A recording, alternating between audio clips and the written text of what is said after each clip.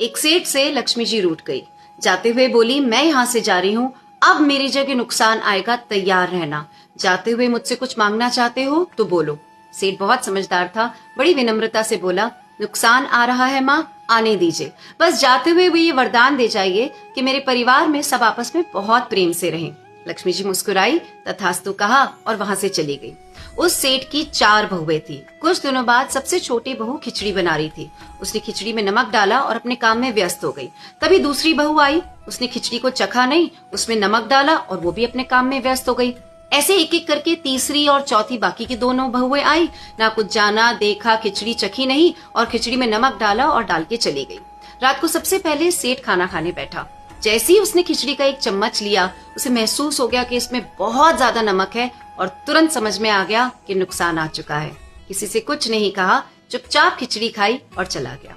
उसके बाद खाना खाने की बारी आई बड़े बेटे की। जैसे ही बेटे ने खिचड़ी का एक चम्मच लिया, परिवार वालों से पूछा, पिताजी ने खाना खा लिया? उन्होंने कुछ कहा? तो बाकी सबने जवाब दिया, हाँ पिताजी ने तो पहले ही खाना खा लिया, लेकिन किसी से कुछ कहा नहीं। तो बड़ा बेटा भी चुपचाप उसने खिचड़ी खाई और चला गया। ऐसे करके परिवार के बाकी सारे सदस्य एक एक करके आए, अपने से पहले वालों के बारे में पूछा, कुछ नहीं कहा, चुपचाप खिचड़ी खाई और चले गए। रात को सेठ जी के सपने में नुकसान आया।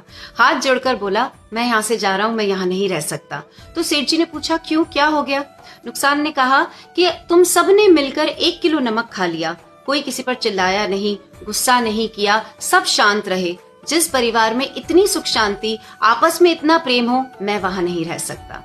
समझने वाली बात यह है कि जिंदगी है तो उतार चढ़ाव, सुख दुख, फायदा नुकसान सब चलता रहेगा। जिस परिवार में आपस में लोगों में प्यार है, सुख शांति है, छोटों में आदर और बड़ों में बड़प्पन है, उस परिवार का कोई भी नुकसान, कोई भी आपदा कुछ भी नहीं बिगाड़ सकता।